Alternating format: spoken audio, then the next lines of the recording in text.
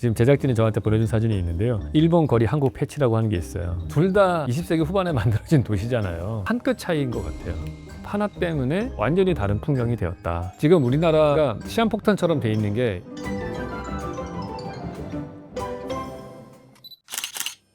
네, 안녕하세요 왓슨 여러분. 이번 시간에는 서울과 도쿄를 한번 주차장을 중심으로 해서 비교해보는 시간을 가지려고 합니다. 나이가 들어서 도쿄를 좀 가보기 시작을 했거든요. 거의 50 전에는 도쿄를 즐겨본 적이 없는 것 같습니다. 근데 최근 들어서 오히려 도쿄에 갈 일이 좀 생기면서 갈 때마다 느끼는데 좀 차이가 있어요. 일단은 가면은 1층 가로의 풍경이 많이 다릅니다. 양쪽으로 샵들이 쫙 있고 뒷골목을 걸으면 되게 한산하고 인구 1600만 명이 사는 그런 대도시임에도 불구하고 다운타운에 갔을 때 그렇게 차가 많지 않다라는 걸 느껴요, 항상. 그리고 길거리 이렇게 쭉 보면은 볼 게 많아요. 가게들도 되게 뭐가 있고 쭉 걸으면은 안전한 느낌이 드는데 우리나라의 도시를 걸으면은 자동차가 시야에 먼저 들어오고 그 다음에 건물이 그 뒤에 가려져 있잖아요. 골목길의 풍경 자체가 완전히 다르다는 생각이 듭니다. 여러 가지 이유가 있을 거라고 봅니다. 일단 지형적으로 도쿄는 조금 더 평평하고요. 바닷가에 있는 도시고 서울은 내륙에 있고 강의 가운데 흐르면서 여러 가지 산들이 있는 도시고 이런 차이점도 물론 있지만은 가장 결정적인 게 주차장 법입니다. 우리나라 같은 경우에는요, 건물을 짓는 사람이 해결하게끔 돼 있어요.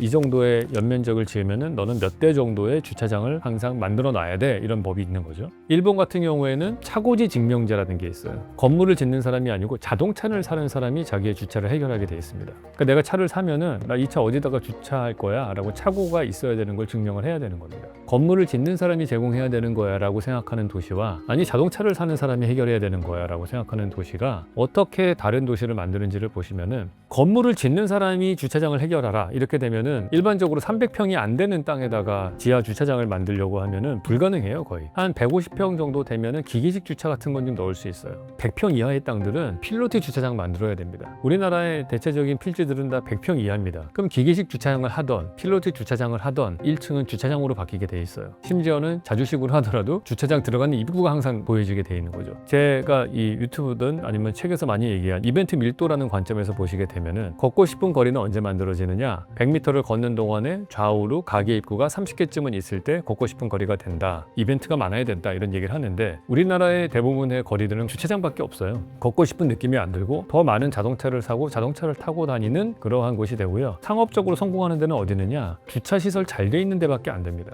조그만한 필지들은 주차장이 해결이 안 되니까 재건축도 안 되고 대형 프로젝트 중심으로 개발할 때까지 기다려야 돼요. 대부분의 상업시설들이 또 프랜차이즈로 채워지는 쇼핑센터로 바뀌게 되는 거예요. 그러니까 지역의 개성이 없는 쪽으로 바뀌게 되죠. 근데 일본은 어떠냐? 차고지 증명제가 되니까 민간에서 프로젝트를 해서 곳곳에 여러 개의 작은 차고지들이 개발돼서 해결할 수 있게 되어 있고 1층이 임대료를 제일 비싸게 받을 수 있는 곳인데 1층을 개발을 해가지고 임대료를 받을 수 있으니까 건축의 사업성이 나와요. 내가 건물을 지을 때 소규모 필지라고 하더라도 건축을 할 수가 있게 되겠죠. 실제로 우리가 걷는 1층에는 가게들이나 이런 것들이 쭉 들어가기 때문에 훨씬 더 걷기에 좋은 환경이 만들어지고 걷는 사람들을 위한 공원이라든지 편의시설들이 또 곳곳에 만들어지게 마련이고 실제로 소비는 걷는 사람들이 하게 되지 않습니까? 소규모 자영업자들도 더 먹고 살 수 있는 그런 환경이 만들어지는 거고 자동차를 사는 사람들이 차고를 해결해야 되다 보니까 신중하게 자동차를 사고 교통체증이 별로 없고 대중교통을 많이 이용하는 그런 도시가 된다 이렇게 볼 수 있습니다.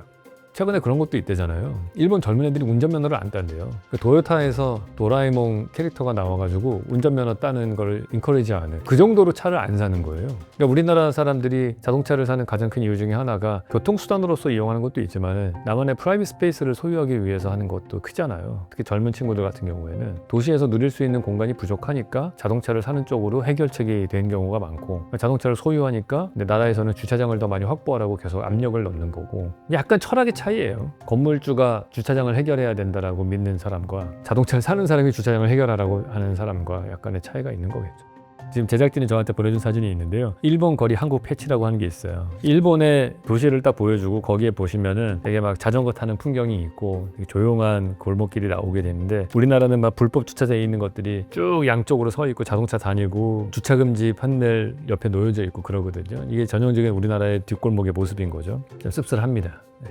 이게 변명이 안 되는 게 예를 들어서 우리가 지금 런던이나 파리 같은 데랑 비교를 하면 비교가 안 되죠. 왜냐하면 몇백 년 전에 만들어진 도시고 그 도시가 만들어질 때 그 나라가 전 세계에서 제일 부자였던 제국의 도시잖아요. 그러니까 영국 런던만 하더라도 그 당시에 대영 제국으로 막 인도 수탈하고 뭐 미국도 식민지였고 그러면서 세금 다 뜯어갖고 와가지고 만든 건물이니까 비교할 수 없이 아름답고 비싼 건물이라고 생각할 수 있어요. 근데 도쿄는 2차 세계대전 때 엄청나게 파괴가 된 다음에 다시 세운 그러한 도시고요. 서울도 역시 6.25 전쟁이라고 엄청나게 50년대 초반에 부서진 다음에 다시 만들었지 않습니까? 둘 다 20세기 후반에 만들어진 도시잖아요. 한 끗 차이인 것 같아요. 주차장 법 하나 때문에 70년이 지난 다음에 이 만들어진 도시가 완전히 다른 풍경이 되었다.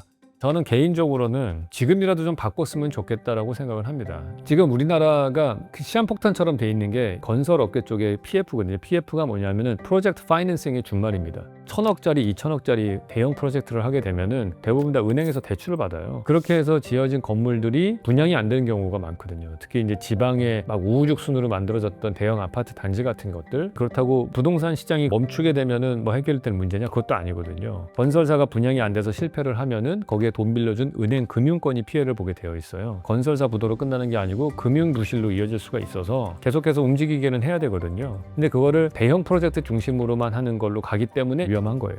소형 프로젝트들이 활성화될 수 있게끔 해야 되는 거고, 비어있는 상업시설들을 주거로 바꿀 수 있게 하는 것들, 그 가장 큰 걸림돌이 주차장법이거든요. 상업시설이었을 때는 근생 건물이라고 해서 연면적 땅 필요한 주차장의 대수가 주거보다 적어요. 그러니까 그 면적을 주거로 바꾸게 되면은 주차 대수가 더 늘어나야 되는 문제가 생기거든요. 실질적으로 적용을 하게 되면 프로젝트가 진행될 수가 없는 상황이 됩니다. 지금 필요한 곳에 주택 공급이 되게 안 되는 문제점들이 있는데, 비어있는 공간들을 계속해서 주거로 바꾸게 되면은 주택 가격을 잡는 데에도 현실적인 공급 체계가 될 수 있을 것이다. 지금은 대형으로 개발될 수 있는 그런 모아주택이라든지 아니면 아파트 재건축 이런 데만 목을 매야 되는데, 대규모 프로젝트만 기다리다가는 진짜 5년 10년 내에는 완성될 게 거의 없다고 봐요. 너무 오랜 시간이 걸리거든요. 그래서 중소규모를 활성화시킬 수 있는 쪽으로 바꿔야 되는데, 그 중에 하나가 주차장법을 바꾸는 것이다. 이렇게 볼 수 있을 것 같아요.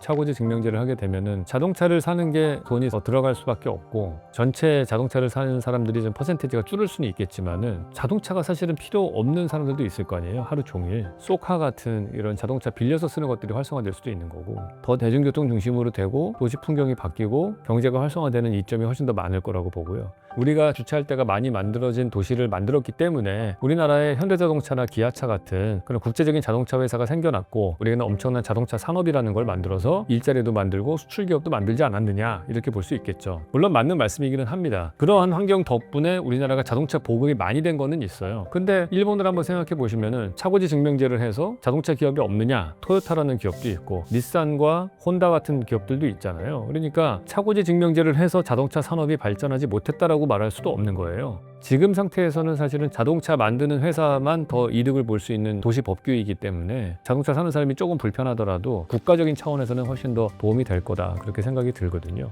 어느 시점에서는 엄청난 저항이 있을 거라고 보긴 합니다. 자동차 사는 사람이 살 때마다 차고지 증명제를 해, 이거보다도 마을 곳곳에 주차 건물들이 생겨나게끔 유도를 하는 쪽으로 가야겠죠. 예를 들어서 큰 건물들은 주차장을 만들 수 있으니까 법으로 계속 유지를 해놓고요. 나머지 그거보다 작은 필지 같은 경우에는 주차장 신고제 같은 거 적극적으로 활용을 하는 거죠. 지금은 보통 부족한 주차장을 구청에서 땅을 확보해서 공영 주차장이라는 걸 만들고, 그런 걸 활성화시키기 위해서 주차 건물로 만들었을 때 인센티브 주고 이런 것들이 있는데, 근데 만약에 그게 법으로 바뀌게 되면은 발빠르게 민간 자본들이 투입이 되면서 주차장 건물을 짓는 사람들이 생길 거예요. 기본적으로 오피스 빌딩을 통해서 임대료를 받는 것들은 이제 많이 어려우실 거라고 보거든요. 그러면은 도대체 뭘로 내가 고정적인 인컴이 나올 수 있을까? 주차장 건물 만들어서 렌트비를 계속 받으면은 괜찮은 비즈니스가 될 거다 생각을 할 거고, 그러면은 그런 프로젝트들이 막 생기겠죠. 이렇게 되면은 점차적으로 필로 주차장이 없어지는 걸로 계속해서 바꿔나가면 되겠죠. 그러면은 우리의 도시의 풍경이 바뀔 수 있을 거다, 그렇게 생각이 듭니다. 네, 이번 시간에는 주차장법을 중심으로 해서 서울과 도쿄의 도시공간에 대해서 비교해 봤습니다. 다음 시간에 또 뵙도록 하겠습니다.